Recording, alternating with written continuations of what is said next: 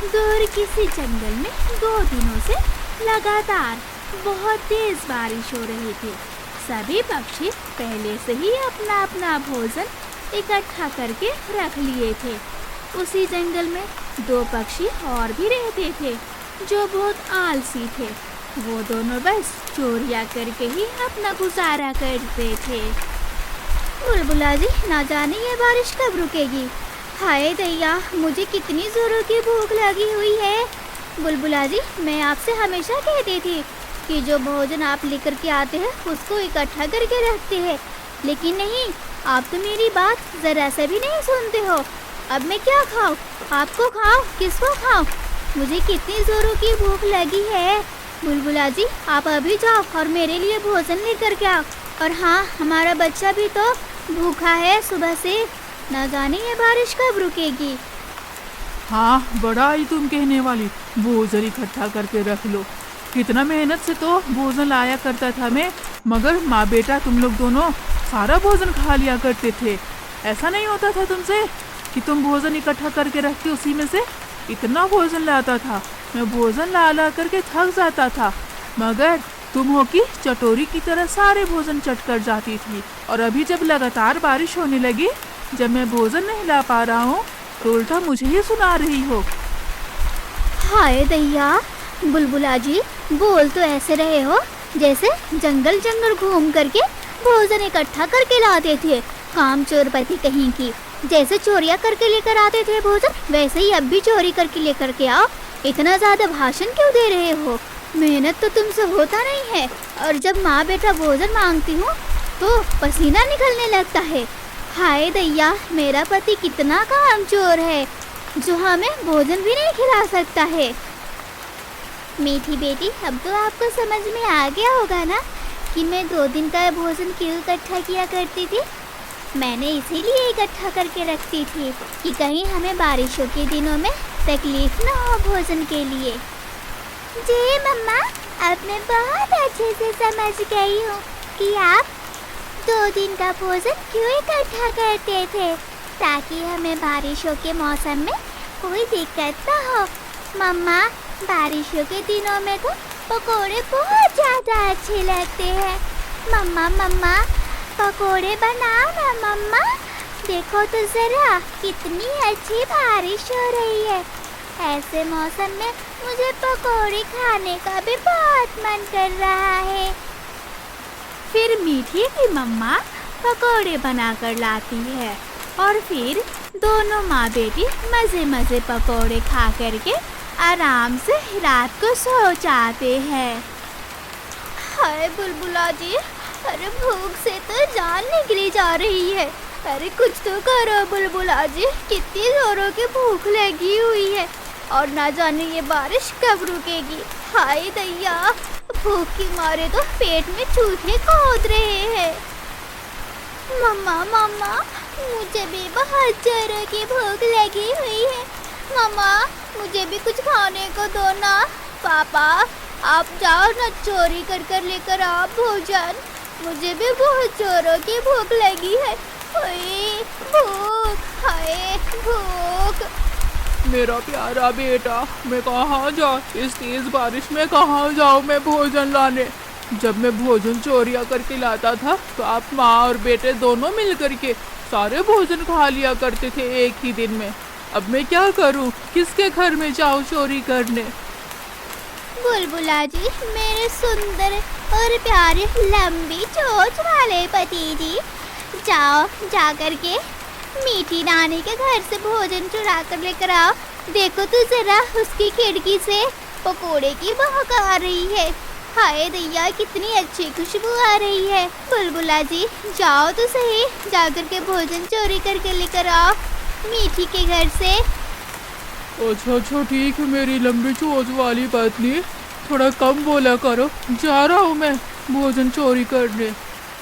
फिर बुलबुला उसी तेज बारिश में चिड़िया के घर की तरफ जाता है और चिड़िया के घर के खिड़की के बाहर से देखता है चिड़िया और उसकी बेटी गहरी नींद, मीठी मीठी नींद में सो रहे थे।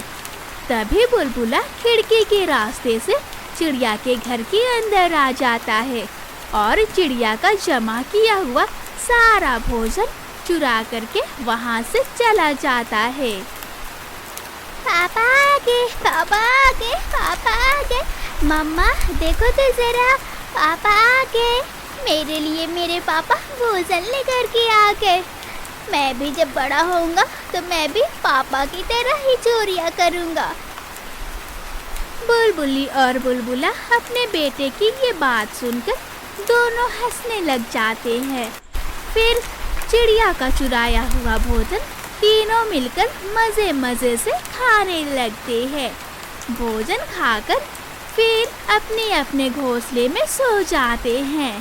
फिर दूसरे दिन सुबह हो जाती है, लेकिन बारिश है कि रुकने का तो नाम ही नहीं ले रही थी। हाय दैया, मेरा सारा भोजन कहाँ चला गया?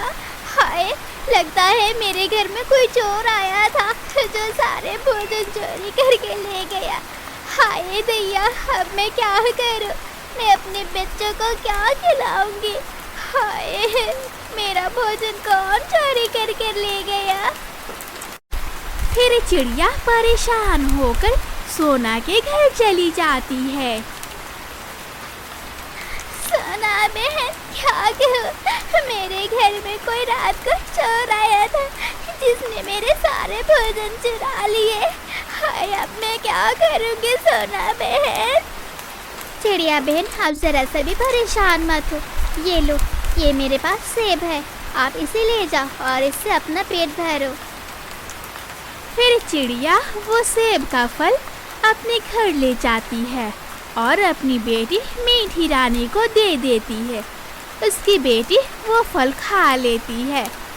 ऐसे ही कुछ वक्त गुजर जाता है और फिर से रात हो जाती है। मेरे प्यारे पति जी, अगर हम रोज रोज पक्षियों के घरों में चोरी करेंगे तो वो समझ जाएंगे कि ये चोरी हमने ही की है। मेरे लंबी चोंच वाले पति जी, क्यों ना आज हम दोनों मिलकर एक ही बार में सभी पक्षियों के घर में सारा भोजन चुरा ले। मेरा आइडिया कैसा रहा बुलबुला जी? जरा सोचकर बताओ तो सही। हाँ मेरे सुंदर और प्यारी लंबी चोंच वाली पत्नी जी, तुम्हारा आइडिया बिल्कुल सही है, मगर थोड़ी और गहरी रात होने दो, तभी तो चोरियां करने में मजा आएगा, वरना अभी तो हम पकड़े ही जाएंगे। फिर बुलबुला और बुलबुली ऐसा ही करते हैं। वो बारी बारी से सभी पक्षियों के घर में जाकर सारा भोजन चुरा लेते हैं और अपने घर में सारा भोजन चुराकर इकट्ठा कर लेते हैं। फिर सुबह हो जाती है। हाय भोजन, मेरा भोजन कौन चुरा कर ले गया? अब मैं क्या करूं? कहाँ से अपना भोजन लेकर के आऊं? कौन भोजन लेकर चला गया? सारा भोजन कौन चुरा कर ले गया? सोनू जी, आप बिल्कुल भी चिंता मत कीजिए। चलिए चलकर पता करते हैं आखिर हमारे घर में कौन चोरी कर रहा है। सोनू जी, क्या हमारे पड़ोसियों के घर में भी चोरी हो गई है? चलो सोनू जी, चलो चलकर पता करते हैं। दोनों आपस में ऐसे बात कर ही रहे थे कि सोना के पड़ोसी वहाँ पर आ जाते हैं। सोना, सोना, मेरे घर से पता नहीं कौन सारा भोजन चुरा कर ले गया है। अब मैं क्या करूँगी सोना? मेरे बच्चे भी भूखे हैं। ना जाने कौन दुष्ट मेरे घर में चुपके से आया रात को और सारा भोजन चुरा कर ले गया। बहन जी, आप बिल्कुल भी मत रो। मुझे तो लगता है ये काम बुलबुला और बुलबुली ही कर सकते हैं, क्योंकि वो दोनों ही चोर है और आलसी है। ऐसे बारिश के मौसम में वही चोरी कर सकते हैं। सोना बहन, उस लंबी चोंच वाले पति पत्नी का तो हमें खबर लेना ही होगा, वरना हमारे घरों में से और भी सारे सामान चोरी कर सकते हैं। फिर सभी पक्षियाँ एक बड़े से पेड़ के नीचे इकट्ठा होते हैं और सभी मिलकर योजना बनाते हैं। प्यारे दोस्तों, उसने हमारे घरों में से सारे भोजन चुरा लिए। मेरी बेटी भूखी है कल से। प्यारे दोस्तों, हमें उस लंबी चोंच वाले पति पत्नी को तो सबक सिखाना ही होगा, वरना हमारे बच्चे ऐसे ही भूखे रह जाएंगे। सभी पक्षी योजना बना लेते हैं और फिर योजना के अनुसार मीठी के पापा बुलबुला के घर चले जाते हैं और बुलबुला से कहता है, मेरे यार बुलबुले, मैं अपने मामा के घर से मीठे मीठे गुच्छेदार अंगूर लाया हूँ। मैंने सभी पक्षियों को दावत दी है, इसीलिए मैं तुम्हें भी दावत दे रहा हूँ। मेरे यार, मेरे घर जरूर आना आज शाम को और फलों की दावत खाना। ओहो मेरे यार, शुक्रिया। रसदार अंगूर का फल तो खाने जरूर आऊँगा। हाँ, ये ठंडी ठंडी बारिश और उसमें रसदार फलों की दावत। हाँ हाँ, मैं ज़रूर आऊँगा मेरे दोस्त। हाँ हाँ मेरे दोस्त, ज़रूर आना। और हाँ, अपने बुलबुली पत्नी और अपने बेटे को भी लेकर के आना, सभी मिलकर दावत उड़ाएंगे। हाँ हाँ मेरे दोस्त, मैं ज़रूर आऊँगा। तुम बिल्कुल भी चिंता मत करो, मैं अपने परिवार के साथ ज़रूर आऊँगा। फिर मीठी के पापा ऐसा सुनते ही मन ही मन बहुत मुस्कुरा रहे थे और फिर अपने घर चले जाते हैं। फिर शाम हो जाती है और बुलबुला और बुलबुली अपने बेटे को लेकर तैयार होकर वहाँ से चले जाते हैं मीठी के घर। आओ आओ मेरे दोस्त, तुम्हारा ही इंतज़ार था। ओए मेरे यार, सारे पक्षी कहाँ है? हम लोग ही सिर्फ आए हैं क्या यहाँ पर? मेरे दोस्त, बस सारे पक्षी आने ही वाले हैं, जरा इत्मीनान तो रहो। इधर मीठी के पापा इन बुलबुलों को अपनी बातों में उलझा करके रखता है। दूसरी तरफ सारे पक्षियाँ इन बुलबुला और बुलबुली के घर जाकर अपना अपना सारा भोजन वहाँ से लेकर चले आते हैं। अरे ओए, बड़ी बड़ी आँखों वाली पड़ोसी, कहाँ है तुम्हारे मामा घर के लच्छेदार और रसीले अंगूर? जरा इधर तो लेकर के आओ, मुझे बहुत जोरों की भूख लगी है। मेरे पेट में तो चूहे दौड़ रहे, चूहे। बुलबुला और बुलबुली की बातें सुनकर मीठी उनसे कहती है, बुलबुली आंटी, आपको उल्लू बनाया, बड़ा मजा आया। उल्लू बनाया, बड़ा मजा आया। फिर सोना और मीठी की मम्मा और सभी पड़ोसी अपना अपना भोजन लेकर वहाँ आ जाते हैं।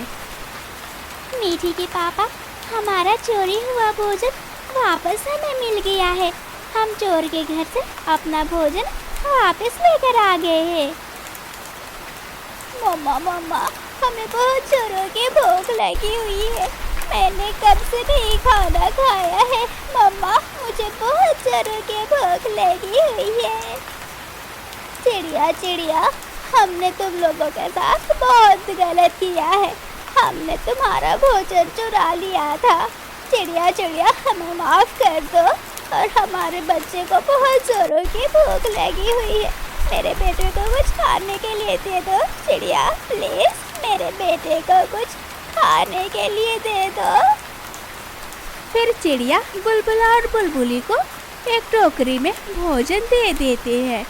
बुलबुला और बुलबुली भी वो भोजन लेकर अपने घर की ओर निकल पड़ते हैं।